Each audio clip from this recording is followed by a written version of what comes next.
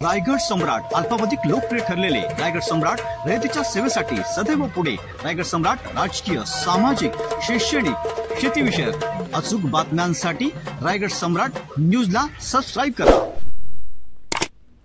बैलगाडा शर्यत ओवले गावच्या अड्ड्यावरती महाराष्ट्र बैलगाडी शर्यत संघटनेचे अध्यक्ष कैलासवासी पंढरीशेठ फडके यांना श्रद्धांजली कार्यक्रमाचे आयोजन करण्यात आले होते। या ओवले गावच्या अड्ड्यावरती पंढरीशेठ फडके यांना श्रद्धांजली म्हणून बैलांवरती 10-10 नंबर टाकून बैलगाडी पळवून अनोखी श्रद्धांजली वाहण्यात आली। यावेळी अनेक नामांकित बैलगाडी मालकांनी पंढरीशेठ फडके यांना श्रद्धांजली दिली। यावेळी महाराष्ट्र बैलगाडा संघटनेचे अध्यक्ष माळी यांनी उपस्थित राहून श्रद्धांजली अर्पण करून पंढरीशेठ यांच्या आठवणींना उजाळा दिला। या बैलगाडी शर्यतीचे आयोजन ओवले गावचे उपसरपंच निलेश गायकवाड व सरपंच रुपेश गायकवाड यांच्या माध्यमातून करण्यात आले। यावेळी नंदराज शेठ मुंगाजी यांनीही आदरांजली वाहिली।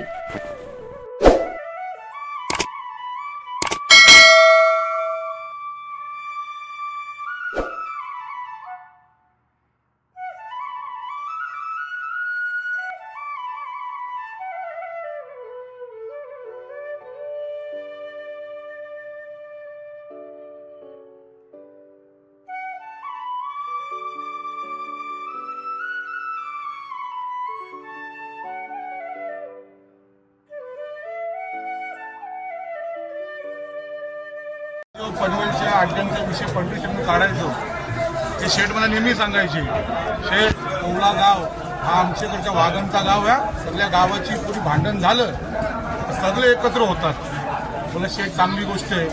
आज नशीब बघा, या गावाने त्याला शेतांच्या कार्याचा सर्वप्रथम या गावचे प्रत्येक नागरिक असतील, सरपंच, उपसरपंच, सदस्य आणि आमचे मोठे बंधू सुभाष ओवले त्यांना पहिला धन्यवाद देतो मी अखिल भारतीय बैलगाडा संघटनेच्या मार्फत। त्यांनी आमच्या मोठ्या भावाची श्रद्धांजलीचा कार्यक्रम ठेवला।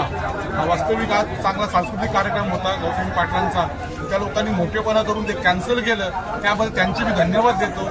आणि आज आमचा भाऊ पंढरीशेठ फडके स्वर्गवास झालेले आहेत, देव त्यांच्या आत्म्यात शांती देवो। पण पुन्हा एकदा सांगतो का अशी व्यक्ती होणे नाही, आणि या गाववाल्यांना आणि आयोजकांना, या नागरिकांना आम्ही धन्यवाद देतो।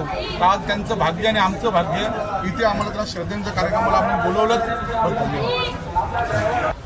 महाराष्ट्र बैलगाडी संघटनेचे अध्यक्ष पंढरीनाथ जगन्नाथ फडके, खऱ्या अर्थानं आज शोक सभेला अतिशय वाईट वाटतं बोलण्याची, ते आम्हाला बोलायचं ते अतिशय वाईट वाटतं। कारण पंढरीशेठ म्हणजे सोन्यासारखा माणूस, सोना घालणारा माणूस, आणि लहानातून मोठ्यापर्यंत सेल्फी काढून फोटो काढण्यात त्यांचं आज नाव या संपूर्ण महाराष्ट्रात नव्हे तर देशात गेलेलं आहे। ज्यावेळी बैलगाडीवर बंदी आली त्यावेळेला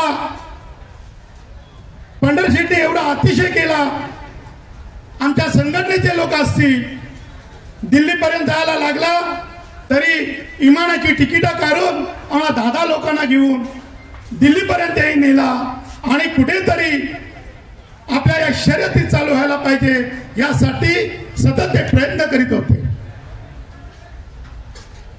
परंतु पंढरीशेठ यांचं किती सांगलं तरी कमी पडेल, कारण प्रत्येकाची त्यांनी शर्यत केली, पण प्रेमापोटी शर्यत केली। हार जीत होत असतो, हारला तरी चालेल, जितला तरी चालेल, पुन्हा खांद्यावर हात टाकून पंढरीशेठ हे प्रत्येक शेतकरी मालकाला जोपासून घेत असेल। आज खऱ्या अर्थानं हे रायगड, ठाणे, पालघर ही कमिटी स्थापन केली, त्यासाठी त्यांचा मोलाचा आपल्याला आधार होता। जे घडतं ते कोणाच्या हातात नाही, पण आज पंढरीशेठचा एक आठवण येतो। प्रत्येक मैदानामध्ये पंढरीशेठ आल्यानंतर एक हुरूप येतो का आज मोठी शर्यत होणार, मग ती किती लाखावर असो, किती मेंढ्यावर असो किंवा बादलीवर। पंढरीशेठ आल्यानंतर प्रेमापोटी सर्व शेकडे मालक इथे बसलेले आहेत, त्यांना बोलू का आज आपण तुम्ही आम्ही शर्यत करू, त्या पद्धतीने ते शर्यत करीत असो। गेल्या 17 तारखेला फोन केला आणि मला सांगितलं काय खिडकालीमध्ये मैदान होते, कुठेतरी मी माझा मान ठेवा, हा एकच मैदान व्हायला पाहिजे. तुम्ही या 2-3 मैदान आहे ते कमी करा, म्हणजे पूर्ण आमच्या कमिटीला आणि माझं अभिनंदन केला का तुम्ही आज महाराष्ट्रामध्ये टॉपची गाडी मारली. तुमचे अभिनंदन करतो. अशी परिवारातर्फे माझ्या ओल्या ग्रामस्थाच्या वतीनं, माझ्या या पनवेल तालुका काँग्रेस कमिटीच्या वतीनं मी भावपूर्ण श्रद्धांजली वाहतो. जय हिंद, जय महाराष्ट्र. काय बोलावं आणि काय नाही बोलावं असं व्यक्तिमत्व आप्पांचं होतं. आप्पा आमचे जवळचे नातेवाईक आहेत, परंतु नातेसंबंध वेगळा होता आणि खेळाच्या याच्यात आप्पांचा संबंध वेगळा होता. कधी फार्म हाऊसवर या, तिकडे राहा, कुठल्या बैलाची अडचण झाली तर बोला, म्हणजे आम्हाला वडिलांच्या प्रमाणे होते. आम्ही त्यांची मुलं होतो.